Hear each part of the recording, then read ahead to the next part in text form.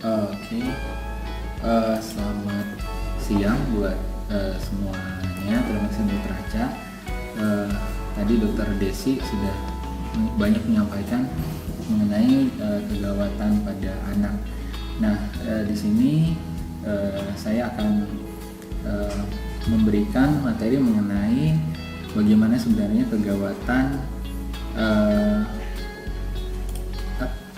kegawatan pada bedah anak ya. Jadi mungkin nanti saya akan menyampaikan yang paling sering kita jumpai lah sehari-hari dalam praktek kita. Oke. Secara umum kalau kita bicara gawat darurat di bedah itu biasa kita bagi dua. Yang pertama adalah yang terkait dengan trauma dan yang kedua bukan trauma. Dua-duanya sama sering kita jumpai ya, tapi mungkin di sini akan sharing ya bagaimana sebenarnya tata laksana yang terkini lah pada kasus-kasus bedah anak. Nah, jadi ini sebenarnya dari statistik saya ambil bahwa anak itu sama seperti orang dewasa atau orang tua ya, bahwa anak dan bayi itu risikonya sama untuk mengalami trauma. Nah, ini di Amerika dari ATLS saya ambil bahwa anak yang mengalami trauma itu biasanya mengenai beberapa organ ya, yaitu ada kepala, muskuloskeletal dan abdomen. Mungkin minggu yang lalu Dr. Charles sudah menyampaikan mengenai muskuloskeletal. Pada saat ini kita akan membahas bagaimana sih trauma abdomen pada anak, apakah berbeda dengan orang dewasa atau orang tua. Nah, abdomen itu kan sebenarnya adalah suatu ruangan yang terisi oleh banyak organ ya, ada organ padat ya, kemudian ada intestinal ya atau usus atau organ berongga. Nah, cedera pada abdomen itu bisa berakibat terhadap dua organ ini ya.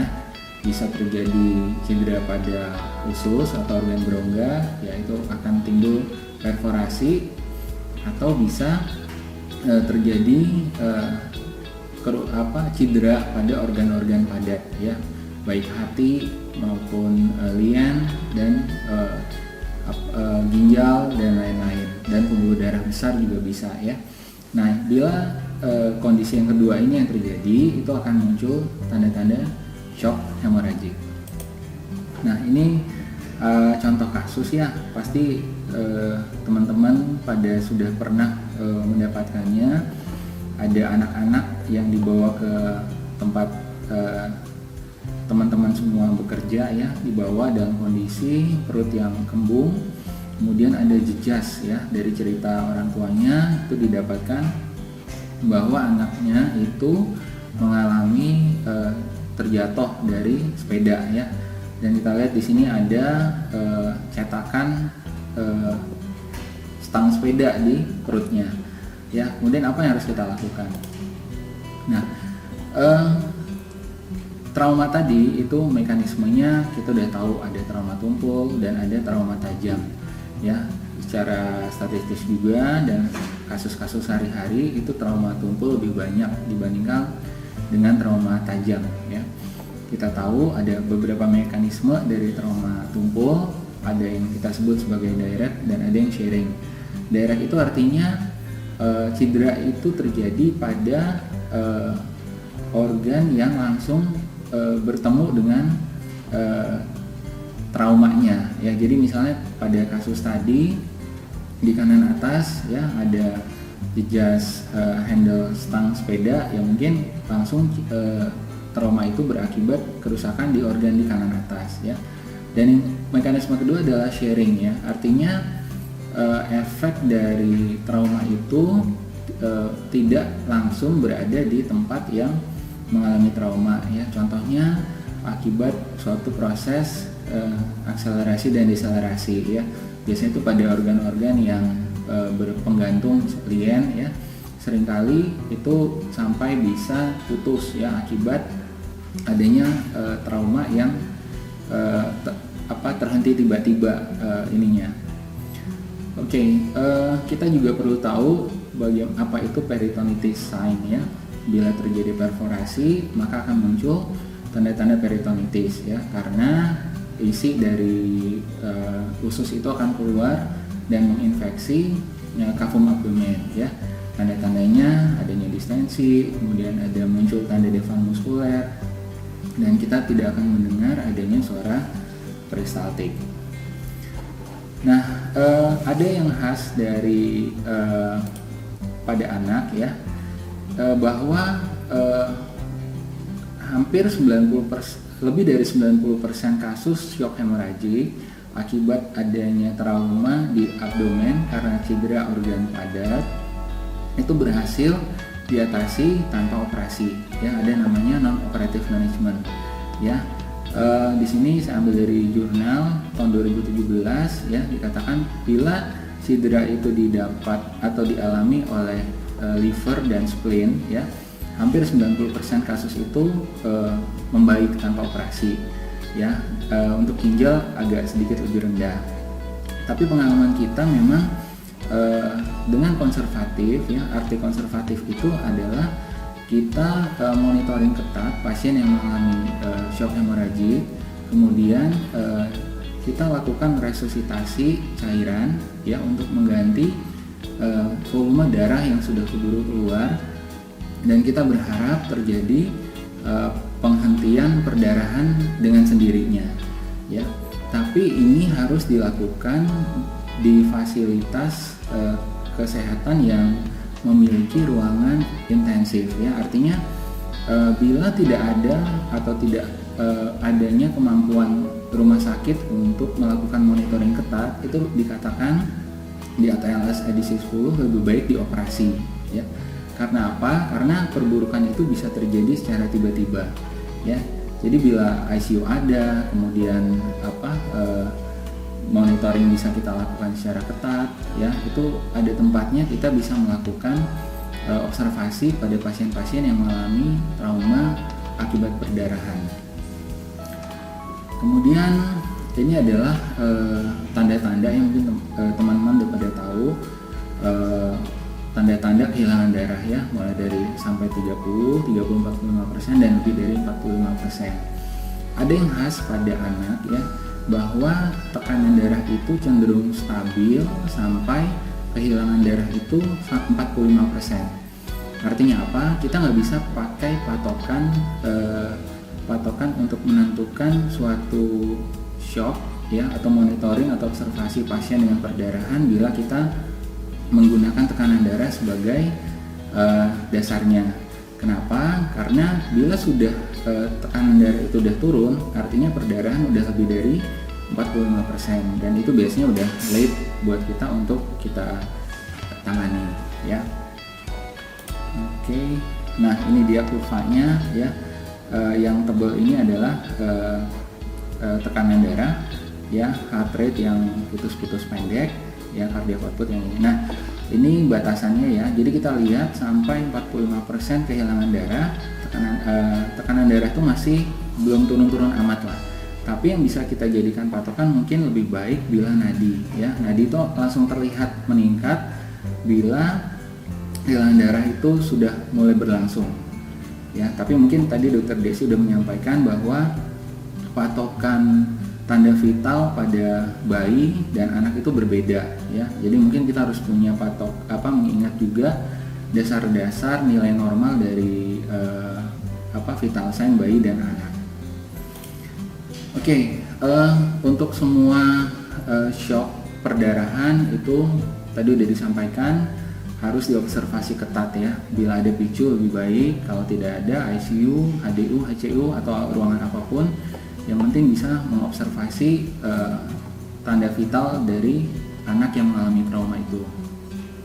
Prinsipnya adalah darah yang keluar itu paling ideal digantikan oleh darah juga ya. Tapi kita tahu untuk mendapatkan darah yang mengganti itu prosesnya lumayan panjang ya. Kita harus cross match, kemudian tunggu proses pengolahan darah ya, sehingga yang bisa kita lakukan itu adalah dengan pemberian cairan kristaloid ya. Di teori dikatakan 20 cc per kilogram berat badan.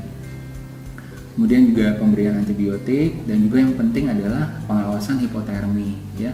Kadang-kadang kita asik resusitasi tapi kita lupa ya, pakaian dilepas semua, kemudian AC di UGD dingin ya. Jadi perburukan terjadi karena hipoterminya ya. Jadi selalu ingat cegah hipotermi ya. Bahkan di guideline trauma bahwa cairan resusitasi itu harus dihangatkan sebelum kita berikan. Nah, ada indikasi untuk melakukan laparotomi ya. Yang pertama adalah hemodinamik yang tidak stabil. Artinya bila kita sudah melakukan resusitasi cairan dengan jumlah yang sesuai aturan tadi, vital sign-nya atau kondisi shocknya masih terjadi atau bahkan memburuk, itu sudah tempatnya kita melakukan laparotomi ya. Karena artinya perdarahan yang terjadi di dalam perut itu masih berlangsung ya, sehingga cairan yang kita berikan pun keluar, sehingga dia nggak bakal stabil ya. Dan operasi adalah cara untuk menghentikan perdarahannya. Indikasi kedua adalah peritonitis, tadi udah jelas ya. Kalau ususnya perforasi, bocor, feses keluar ya pasti akan terjadi peritonitis dan tidak mungkin tidak dioperasi untuk perbaikannya. Kemudian adanya ruptur diafragma ya. Jadi walaupun dari depan atau dari anterior abdomen itu tidak ada tanda-tanda cedera ya, bila kita melihat dari pemeriksaan radiologi usus itu udah berada di toraks, artinya itu sudah indikasi untuk dilakukan repair dengan laparotomi. Indikasi lain adalah trauma tajam ya. Bila ada trauma tusuk ya, sekecil apapun, apalagi dengan eviscerasi organ intraabdomen yang keluar, itu sudah indikasi untuk di laparotomi. Kemudian ada embolisasi, biasanya ini dilakukan oleh sejawat radiologi ya. Jadi penghentian perdarahan itu dari intravaskulernya ya, kemudian ditutup sehingga perdarahan diharapkan berhenti. Nah, ada beberapa pemeriksaan penunjang yang bisa kita lakukan. Yang pertama adalah FAS ya. Mungkin teman-teman sejawat pasti sudah pernah mendapatkan informasi ya. Jadi prinsipnya adalah dengan USG di UGD biasanya sudah ada, itu kita akan bisa melihat adanya cairan bebas di abdomen ya. Biasanya tempatnya adalah hepatorenal, splenorenal, kemudian retrovesica ya. Jadi di tempat-tempat itu mestinya nggak ada cairan ya. Tapi kalau dia trauma abdomen kemudian terlihat ada cairan di sana, ya itu pasti sudah terjadi perdarahan di intraabdomennya ya. Dengan ronsen itu biasanya kita akan mencari udara bebas, dan CT scan itu lebih spesifik ya, lebih sensitif karena kita bisa melihat derajat kerusakan organ padat ya. Tapi ingat bahwa pemeriksaan penunjang ini dilakukan bila hemodinamiknya stabil ya. Nah, ini algoritmanya yang tadi disampaikan ya. Bila terjadi shock, berikan resusitasi, kita lihat responsnya. Kalau dia normal, berarti kita bisa melakukan observasi ya. Tapi kalau tidak normal atau masih shock, udah ada indikasi untuk dilakukan operasi. Oke, tadi sudah mengenai trauma ya. Yang kedua adalah kegawatan non trauma ya. Di sini saya sampaikan ada 3 topik, yaitu mengenai peritonitis, adanya obstruksi usus, dan adanya defect dinding abdomen. Yang pertama peritonitis. Peritonitis kita tahu artinya ada inflamasi atau infeksi di intraabdomen ya, biasanya akibat perforasi usus. Nah, yang kita bahas di sini adalah perforasi appendicitis ya. Jadi dikatakan hampir memang hampir semua peritonitis pada anak itu akibat dari bahwa operasi paling banyak di abdomen pada anak itu adalah appendicitis ya. 75.000 kasus per tahun. Kemudian kenapa pada anak itu sering perforasi? Yang pertama karena nyerinya nggak khas ya. Anak itu kadang-kadang nggak bisa menyampaikan nyeri yang kita harapkan untuk menegakkan suatu diagnosis appendicitis ya. Kemudian ya mekanisme walling off yang belum sempurna ya itu akan mendorong terjadinya perforasi lebih gampang. Nah gejalanya apa? Ya kadang-kadang nyeri itu tidak melulu di kanan bawah ya, kadang-kadang di periumbilikal ya, karena si saikum tempat nempelnya appendix itu masih relatif mobile ya, jadi bisa kemana-mana tuh si appendixnya. Kemudian adanya demam, muntah ya, bahkan diare ya. Biasanya kalau diare itu udah lead, artinya udah perforasi ya. Penyebabnya semua udah tahu, itu ada sumbatan di lumen appendixnya. Nah ini saya ada satu cara yang gampang ya dan dipakai di mana-mana, itu ada pediatric appendicitis score ya. Sebenarnya udah lama ini, tahun 2002 dikatakan bahwa nilai sensitivitasnya itu sampai 100% ya. Ya tapi memang kadang-kadang cukup sulit juga kita untuk mendapatkan misalnya migrasi pain ya, kemudian adanya nyeri saat batuk ya, itu tapi bila itu ada itu udah sangat membantu dalam penegakan appendicitis. Nah pemeriksaan penunjang yang disarankan itu adalah sebenarnya dengan USG itu udah cukup tinggi ya sensitivitasnya ya. Tapi di sini dikatakan bila sudah nyeri lebih dari 2 hari ya. Jadi kalau masih fase-fase awal nyeri itu dikatakan CT scan lebih sensitif ya. Jadi bila kita ketemu pasien dengan kecurigaan appendicitis ya akan lebih akurat bila kita lakukan pemeriksaan CT scan ya. Nah, diapain sih appendicitis ya?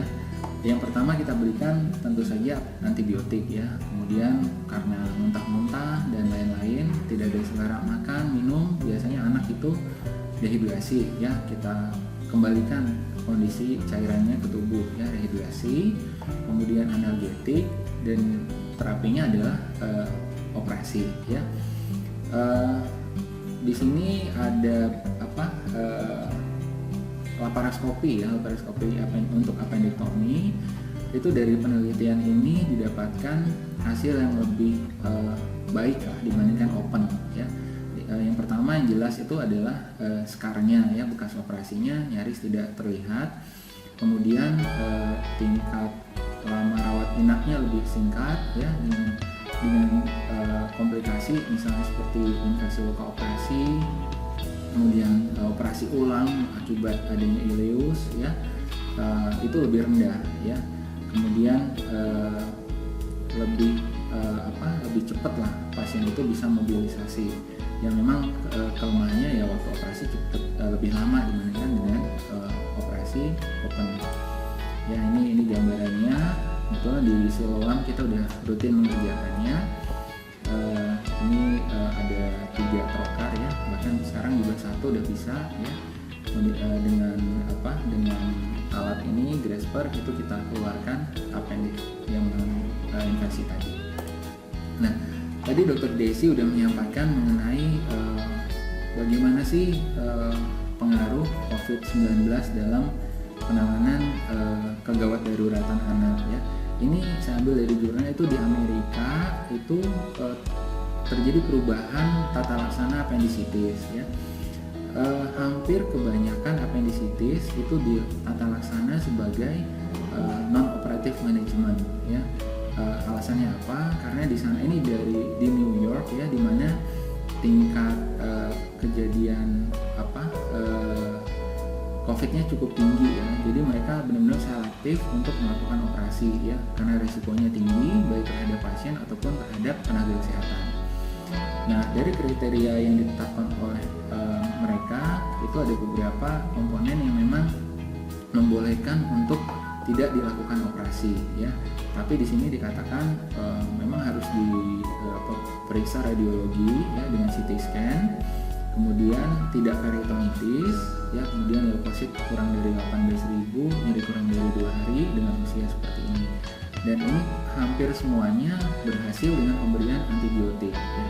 Berhasil dalam arti dia tidak mengalami perforasi dan nyeri juga berkurang atau menghilang ya.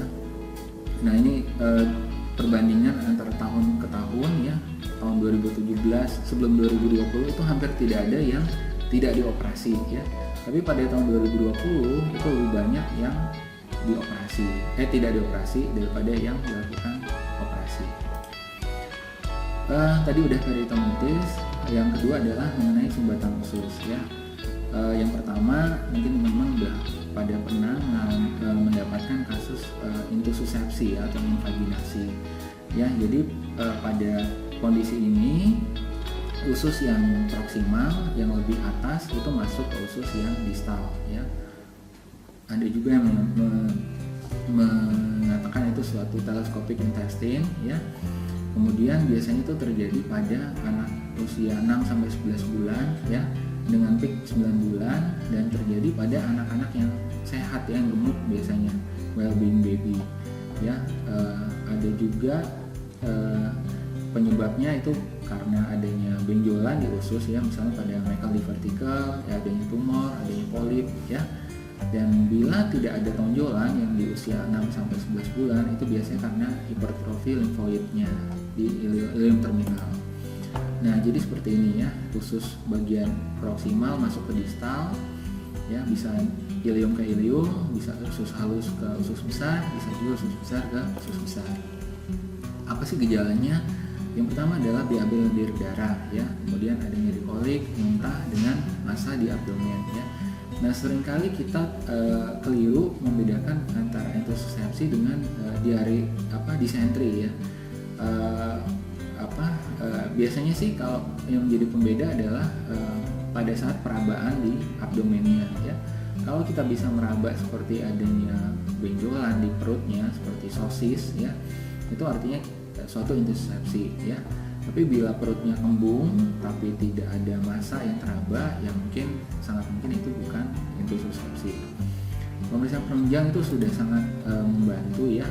Dengan pemeriksaan foto abdomen kola saja itu udah jelas ya adanya sumbatan usus.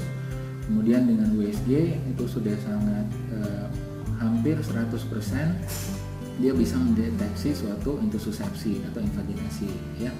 Jadi jangan segan-segan lakukan pemeriksaan penunjang untuk memastikannya. Pasiennya diapain? Ya pertama ya, karena dia muntah, nggak bisa masuk diet, dilakukan rehidrasi. Kemudian karena pasiennya kembung, kita dekompresi dan berikan analgetik. Secara teori itu ada tempat untuk melakukan non-operatif management ya. Jadi untuk mengembalikan usus itu namanya reduksi, itu bisa dengan pneumatik, artinya dengan tekanan udara dari distal, biasanya dari anus itu disemprotkan udara, harapannya dia akan mendorong perlahan usus yang masuk tadi balik ke tempatnya ya. Atau ada hidrostatik ya, ini biasa kita kerjakan dengan dokter radiologi, yaitu dengan menggunakan barium enema didorong melalui anus ya, harapannya dengan tekanan cairan itu akan mengembalikan usus yang masuk tadi. Nah ada tindakan operatif, yaitu ada beberapa kriteria. Gagal yang tadi yang non operatif, setelah kita reduksi dengan cairan itu masih tetap nyangkut ya, atau adanya tanda-tanda peritonitis ya, gangguan elektrolit, sepsis dan dehidrasi berat. Ini udah nggak bisa kita tunda ya. Prinsipnya adalah milking ya, milking itu seperti memerah susu ya. Jadi usus bagian distal itu dipencet, diberikan tekanan supaya balik ke tempatnya ya. Kemudian bila dengan milking juga nggak lepas ataupun usus sudah kehitaman, itu dilakukan reseksi anastomosis. Ini contoh kasusnya ya. Kita milking dari usus besar, kita dorong si usus halus ini balik ya. Tapi ini waktu itu nggak berhasil nyangkut. Ya, kita reseksi anastomosis. Yang kedua yang sering menyebabkan sumbatan atau ileus adalah hernia ya. Hernia itu akibat dari patent processus vaginalis ya. Jadi terdapat lubang di abdomen bawah ya. Nah ini sebenarnya tempat turunnya testis waktu di dalam kandungan ya. Tapi karena dia masih terbuka, biasanya karena prematur ya, anaknya sudah keburu lahir, proses penutupannya belum berlangsung, maka masih ada celah di sana. Ya, akibat ada celah, bila tekanan abdomennya itu tinggi, ya misalnya saat anak itu menangis, mengendam, ya usus itu akan terdorong ke lipat paha sini yang akan turun sampai ke skrotum. Ya. Kemudian kita bagi dua ya, simple dan komplikata. Simple itu artinya reponibel ya. Reponibel, usus yang turun ini masih bisa naik ke atas ya. Bila kita pasiennya tenang tidur, dia akan balik lagi. Tapi kalau dia komplikata, artinya udah terjadi jepitan di kanalis imminalis ini udah mulai muncul tanda-tanda obstruksi usus ya, mulai kembung, muntah, nyeri. Nah, sampai sekarang tata laksananya hanya satu ya, dioperasi ya. Prinsipnya herniotomi itu adalah penutupan dari lubang ini tadi ya. Operasinya sangat aman, kita bisa lakukan secara ODC ya. Komplikasi jarang terjadi ya. Nah, sekarang waktunya adalah kapan ya. Bila simple artinya masih reponibel, itu bisa kita lakukan operasi elektif. Artinya ya bolehlah cari tanggal atau cari waktu yang longgar ya. Tapi kalau sudah terjadi jepitan itu emergensi ya. Kalau tidak ada operasi, ya itu resikonya bisa terjadi nekrosis usus. Bila sudah terjadi jepitan, apa yang kita lakukan? Itu ada dekompresi ya, kita berikan posisi triangle, artinya bawah lebih tinggi dari kepala. Boleh diberikan penenang, dan ada yang menyarankan reduksi manual ya. Artinya pasiennya itu didorong secara perlahan benjolannya, tapi ini bisa dilakukan oleh orang yang sudah kompeten. Kemudian yang juga sering dijumpai adalah malformasi anorektal ya. Kalau bedah anak itu biasanya terkait atresia ya, atresia dimanapun. Nah, salah satu yang sering dijumpai adalah atresia ani ya. Jadi variasi dari atresia ani itu tidak melulu anus tidak ada ya. Kadang-kadang anus yang posisinya tidak normal, kemudian adanya fistula yang menyertai ya. Penting bagi teman-teman semua untuk melakukan pemeriksaan fisik pada bayi baru lahir ya. Caranya kita periksa anusnya dengan termometer kita dorong ya sekitar 1-2 cm untuk memastikan bahwa memang ada anus di sana ya. Bila tidak dijumpai anus dan kita tidak bisa melihat adanya fistula, itu dilakukan foto invertogram 24 jam pasca lahir ya. Ini adalah variasi dari malformasi anorektal ya. Pada laki-laki itu bisa ke perineum ya, ini harusnya tempat anusnya, bisa ke uretra ya, retrobulbar, prostatika, bisa ke vesika ya, pada perempuan bisa ke perineal dan lain-lain. Nah, ini biasanya dipuasakan ya, didekompresi dengan UGT. Kemudian bila fistulanya itu perineal ya, artinya dari perineumnya ada lubang, itu biasanya bisa kita lakukan pembuatan anus secara langsung ya. Tapi kalau tidak ada di perineal ya, mungkin di tempat yang lain ataupun secara invertogram dia lebih dari 1 cm, maka itu tempatnya harus kita lakukan kolostomi dulu ya. Ini invertogram. Setelah lahir itu dikasih marker di tempat seharusnya anus, kemudian difoto dari lateral ya, dilihat bayangan udaranya ya, kemudian diukur jaraknya dari marker ke ujung udara tadi, yaitu menentukan tindakan selanjutnya. Selanjutnya Hirschsprung ya. Hirschsprung itu kasus yang sering dijumpai. Keluhannya biasanya kalau muncul saat baru lahir ya, anaknya kembung, anusnya ada tapi dia nggak beol, tidak ada keluar mekonium, muntah hijau ya. Kemudian setelah dicolok duburnya, anusnya baru keluar mekoniumnya ya. Itu penyebabnya karena tidak ada ganglion ya di Auerbach dan Meissner di ususnya ya Pak. Oke. Pemeriksaan penunjang bisa dilakukan yaitu dengan enema barium ya. Untuk pasti itu adalah dengan biopsi rektum ya. Nah, ini contohnya ya. Ini contoh kasusnya kita ya. Inilah menyebabkan anak itu sulit untuk mengeluarkan feses ya, karena dia ketemu jalan sempit menjelang anusnya ya. Dan sebaliknya karena dia menumpuk di atas ya, usus yang normal tadi akan mengembang ya. sehingga perutnya akan kembung, kita bisa meraba skibala atau feses keras di abdomennya. Yang kita lakukan adalah dekompresi tetap ya, untuk mengurangi kepadatan feses di bawah. Itu kita lakukan washing ya, irigasi NaCl. Harapannya dengan cairan dia akan mengurangi tekanan feses itu akan keluar perlahan-lahan melalui rectal tube. Untuk penanganannya yang jelas harus kultur ya, operasi definitif, yaitu prinsipnya usus yang normal itu kita tarik sampai ke rektum anus ya, sehingga anak akan bisa BAB dengan usus yang normal sampai ke daerah distal. Selanjutnya ini adalah kegawatan lain, yaitu gastrosisis dan omphalocele ya.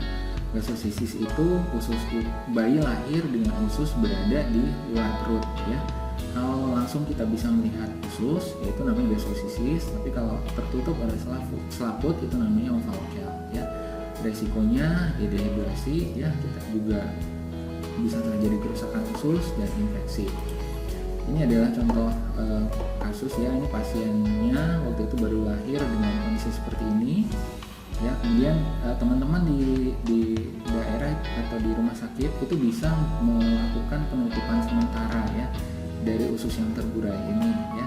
Bisa dengan kantong darah ya, atau yang paling gampang itu dengan kantong urin ya, urin bag ya. Caranya dipotong di daerah yang tidak ada selangnya, kemudian ditutup, kemudian menutupi seluruh usus yang terbuka ini ya. Kemudian ditegakkan ke atas menggunakan selang kateternya itu ya, kemudian segera rujuk ya. Ini adalah contoh kasusnya yang kita tutup, kemudian setelah usia 5 tahun itu kita tutup secara primer ya. Sebelumnya ini hanya dengan kulit saja kita menutup usus, jadi masih terbentuk hernia ventralis. Oke, bisa dengan urin bag, data bag, silo, yang penting posisinya harus tegak lurus. Nah, yang kedua adalah omphalocele. Omphalocele itu bedanya apa? Ya, jadi usus itu tidak langsung kita bisa lihat ya, masih ada selaput yang menutupinya. Ya, nah kalau dengan omphalocele ini hampir tidak perlu kita operasi ya. Jadi dengan pemberian silver sulfadiazine ya, obat luka bakar ya, antibiotik powder atau obat merah ya, walaupun sekarang udah dilarang, itu biasanya akan membaik ya. Jadi akan terjadi penutupan granulasi kulit di sekitar abdomennya ya. Setelah kondisinya stabil, baru kita lakukan penutupan hernia ventralis ini ya. Nah, omphalocele ini secara teori prognosisnya lebih jelek ya, karena memang seringkali terkait dengan kelainan bawaan lain ya, paling sering kelainan jantung, kemudian adanya spina bifida ya, itu cukup mengganggu terhadap prognosis dari pasiennya. Oke, saya rasa demikian yang bisa saya sampaikan. Terima kasih.